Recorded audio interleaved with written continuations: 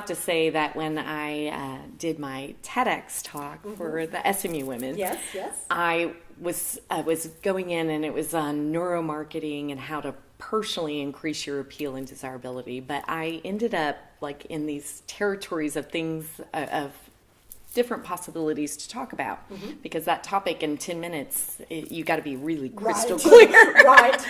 And I ended up coming back to the projection and the reflection in the mirror. Yeah. And I literally put a mirror on stage, and it was powerful because it is a part of me that I am so tough on myself, and women are tough on other women. Absolutely. And we have that piece of us that men maybe don't. So they gain 25 pounds and they don't notice it. We gain 25 pounds and we're hung up on it. Or get gray hair or anything, yes. And so it's this identifying what we do to ourselves. Right. And it was a powerful emotional journey to prepare for that, because I realized that was my mirror, that I've been so tough on myself. And I think about the years in my 20s and 30s that I such a perfectionist that I would look in the mirror and just criticize myself. Right. But I kept it inside. So on the outside, you wouldn't have known that. But in the inside, I was beating myself up. But what I also knew is I was projecting that same harshness on others, not all inside, Right. but I would be more critical of myself but other women, Right. and not hold that same standard to men. Right. We do it to each other, which is a part of why we shift to how do we support other women, not just paying it forward, but our peers, our colleagues that are, in our networks of whatever sort of network it may be.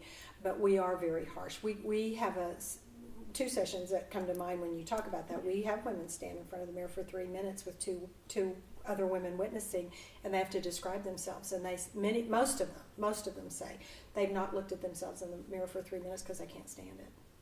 Wow. Versus valuing any aspect of it.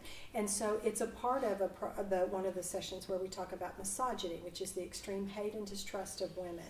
And it's often used as a term in domestic violence or molestation or something, men on women.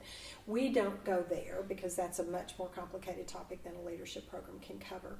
We support women that we know have that issue, but it's not a topical area. So what we talk about is women being misogynistic to self, how I am misogynistic because that's, I hate my thighs, I hate my whatever, kind of thing. And then how we do it to each other. And we have this exercise, stand if you ever, and we fill in the blank. Stand if you ever talked about a woman behind her back and smiled to her face. Stand if you ever told a joke at the expense of a woman to be considered one of the boys. Stand if you ever. And we have this whole series I remember question. that. It's a visceral experience. I get chills right now just thinking about it. And you have to stand up, and you just it's not intended to make you ashamed, and yet you are. But what we're trying to do is to heighten that awareness so that we recognize what we're doing to other women, because there's a stereotype that women are, we're relationship people, right? Men are hierarchical, women are power dead even. So we are all nice to each other. We're supposed to smile and do all those things. And so when we talk about other women, it is more detrimental than when a man talks about another man. So it takes on an added weight, and when you hurt one woman, you hurt all women. Yeah. And I think that if that's the one thing that I could see a change in is I don't partake in those conversations, and I think it does take that power of self to shut them down and say, you know what?